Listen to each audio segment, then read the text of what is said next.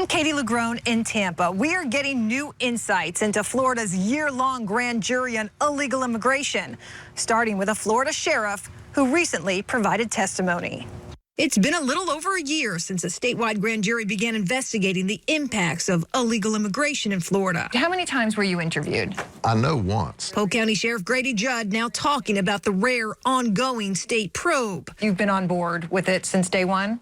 I am, from what I'm familiar with, I agree with. Judd, a popular Florida sheriff known for his blunt quips and no-nonsense approach to crime and criminals, We know that he had enough brain cells to commit murder. is a staunch conservative in a rural and predominantly Republican county where the grand jury has spent the last year hearing testimony from law enforcement and insiders, from the role human smugglers and the drug cartel play to federal loopholes and the impacts on migrant children sent here without a parent. Judd, who has traveled the country advocating for tougher immigration policies, was among the first people interviewed as part of the state's investigation. I can't talk about my grand jury testimony at all because it's still confidential. But I can tell you, as a sheriff, the problems that I'm seeing day to day, week to week, year in and year out. And the people who don't believe it's a border crisis are just not in touch with reality. To date, the state's grand jury has issued 5 reports offering wide-range recommendations to curb illegal immigration into the state, from taxing migrants who send money back home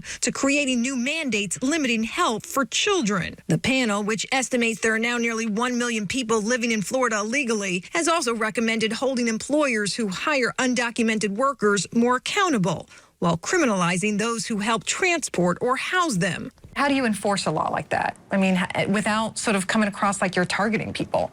Well, I would never target someone who is not violating the law.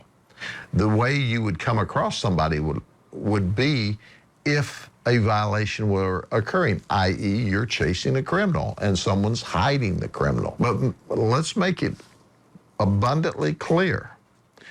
We're not the immigration police. So there's a great deal of fear and there's a great deal of uncertainty. John Berry is an immigration attorney with the Orlando Center for Justice. He says the state's grand jury, coupled with new state laws cracking down on illegal immigration in Florida, has already forced many migrants to leave. He believes the statewide grand jury is less about creating effective policy and more about cementing political ambitions. It is not designed or tailored to address unlawful immigration. It doesn't care about that. It is only trying to score political points to satisfy the presidential ambitions of the governor. Do you understand that people might interpret what's happening in Florida as, yeah, they're coming after us? If you illegally enter a country, any country, you're going to be subject to the laws and the rules and the regulations that occur.